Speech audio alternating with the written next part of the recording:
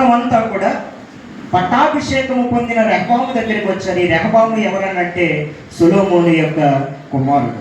సొలొమోను ఏం చేశారని చెప్తున్నారంటే, మీ తండ్రి రాజుగా ఉన్నంత కాలము మా మీద కాడి, ఎంత పెద్ద కాడి పెట్టాడంటే బరువైన కాడి పెట్టాడు.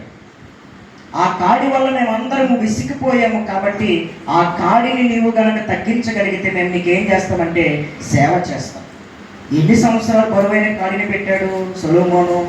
11వ అధ్యాయము 42వ సంవత్సరాలు ఇశ్రాయేలు ప్రజలందరి మీద పెద్ద కాడిని పెట్టి ఆ కాడిని మోయమని బరువైన పనులు, ఎంతో మోయశక్యము కానీ చేయశక్యము కాని పనులన్నీ ఇప్పుడు ఎవరు చేయించుకున్నారంటే సొలొమోను చేయించుకున్నాడు.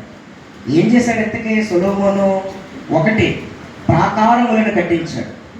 ప్రాకారములు ఎందుకనంటే ఇతర దేశాలు కానీ ఇతర రాజులు కానీ ఎవరు కూడా ఈ దేశంలోనికి రాకోకుండా ప్రాకారాలను కట్టించాడు. ఓకే, అంతవరకు ఓకే.